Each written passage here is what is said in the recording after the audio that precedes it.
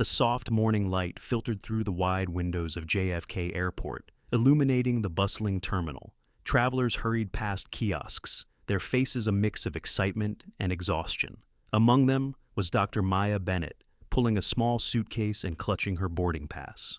For the first time in what felt like forever, she wasn't headed toward an ER shift, a conference, or a training seminar.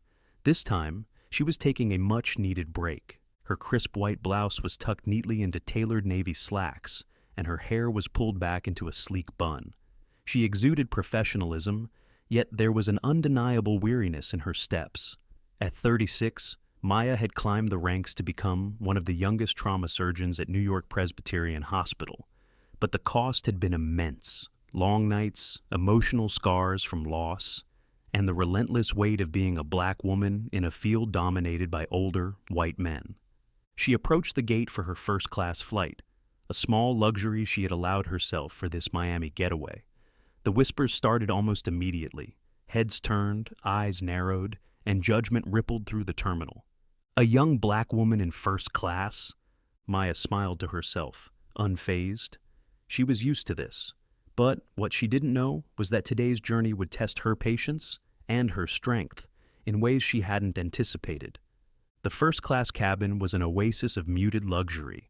Plush seats, soft lighting, and the hum of efficient service greeted Maya as she boarded the plane. She found her seat by the window, quickly stowing her bag and settling in. She allowed herself a moment to gaze out at the tarmac, letting her mind drift to the warm beaches of Miami. Her peace was interrupted by a commotion. A middle-aged man, his face flushed and his suit straining against his bulk, was struggling with an oversized carry-on. His grumbles were loud enough to draw attention, and Maya couldn't help but notice the flight attendants exchanging weary glances. "Excuse me?" Maya said kindly, leaning forward. "Would you like some help with that?" The man turned to her, his brows furrowed in irritation. "No, I've got it," he snapped, dismissing her with barely a glance. Maya leaned back, stifling a sigh as the bag teetered dangerously. A flight attendant approached, her smile tight. "Sir, your bag exceeds the size limit. We'll need to check it." "What? That's ridiculous!" the man barked, his voice rising. "I've flown first class for years with this bag." "Regulations, sir," the flight attendant said calmly. With a dramatic huff, the man handed over his bag and dropped heavily into the seat next to Maya. His frame spilled over the armrest, and he muttered loudly, "First class isn't what it used to be." Maya offered a polite smile, determined to stay above the fray.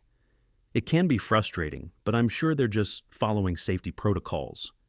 The man turned to her, his expression a mix of irritation and disdain. "Right. And what would you know about safety? You some kind of expert?" Maya met his gaze evenly. "Actually, I am," she said. "I'm a trauma surgeon, Dr. Maya Bennett." The man blinked, clearly caught off guard. After a moment, he extended his hand. "Ben Hamilton," he said, "CEO of Hamilton Construction." The conversation that followed was polite on the surface, but every question Ben asked was tinged with skepticism.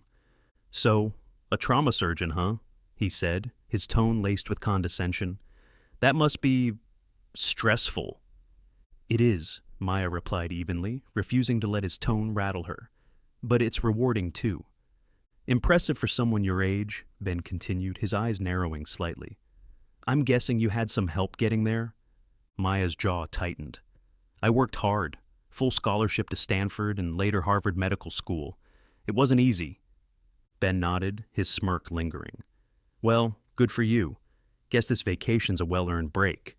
Back when I was starting out, I couldn't afford a weekend at the beach." Maya bit back a response.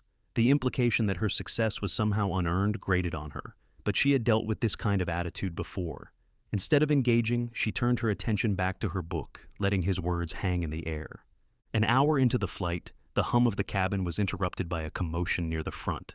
A man clutched his chest, his face pale and twisted in pain. Gasps and murmurs rippled through the passengers, and flight attendants rushed to his side. Maya's instincts kicked in immediately. She unbuckled her seatbelt and stood, her voice calm but firm.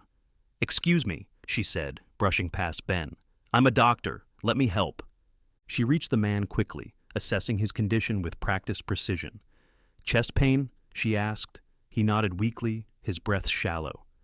I need the first aid kit, Maya instructed the flight attendants. An aspirin, if you have it. Anything for cardiac arrest.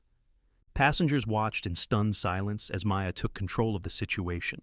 A nurse seated nearby joined her, and together they stabilized the man's condition. The cabin, once buzzing with panic, began to settle. When Maya returned to her seat, she was met with quiet applause. Ben sat frozen, his expression a mixture of shock and regret. He shifted uncomfortably as she sat down, glancing at her before clearing his throat. "Dr. Bennett," he began, his voice hesitant. I didn't think." Maya turned to him, her gaze steady. "Maybe next time," she said, her tone cool. "You'll think twice before making assumptions." Ben nodded, his face flushing with embarrassment. For the rest of the flight, he remained silent, his usual bravado replaced with quiet introspection. When the plane landed in Miami, Ben hesitated as the passengers prepared to disembark. Finally, he turned to Maya. "Dr. Bennett," he said, his tone sincere, "I owe you an apology. I was wrong to judge you." Maya paused, considering his words. "It's not just about an apology, Mr. Hamilton," she replied. "It's about understanding why you made those assumptions in the first place." He nodded slowly, a flicker of shame crossing his face. "You're right," he admitted. "I have a lot to think about." Maya offered a small nod before stepping off the plane. The confrontation had been draining, but she felt lighter, knowing she had planted a seed of change. The events of the flight became the subject of conversation among the passengers, many of whom shared their experiences on social media. Maya's calm professionalism in the face of bias and chaos resonated with people far beyond the confines of the cabin. Ben, shaken by the experience, reflected on his behavior. He reached out to Maya through a mutual contact, expressing his desire to make amends. Though skeptical at first, Maya agreed to meet him for coffee. Their conversation was frank and illuminating. Ben admitted that his assumptions were rooted in the unconscious bias. "I didn't even realize how much I had internalized," he said, "but seeing you in action, that changed something for me." Maya listened, her expression thoughtful. "Acknowledging the problem is a start," she said, "but change requires action." Inspired by their conversation, Ben began implementing diversity and inclusion initiatives within his company. He partnered with organizations dedicated to combating workplace bias and created scholarships for underrepresented students pursuing careers in STEM fields. For Maya, the experience was a reminder of her own resilience. She continued her work as a trauma surgeon while also mentoring young women of color in medicine, sharing her journey to inspire the next generation. Months later, Maya stood before a packed audience at a national conference on diversity in medicine. Her story, woven with personal anecdotes and hard truths, was met with thunderous applause. "Judging someone based on their appearance is easy," she said, "but it's also lazy. True understanding comes from seeing people for who they are, their actions, their character, and their potential." For Maya, the flight wasn't just a journey to Miami. It was a reminder of how far she had come, and how far she still intended to go. The sky, once a symbol of escape, had become a stage for her to confront prejudice and inspire change. This was her calling, not just to save lives, but to reshape the way the world saw people like her. And in that mission, Dr. Maya Bennett was unstoppable.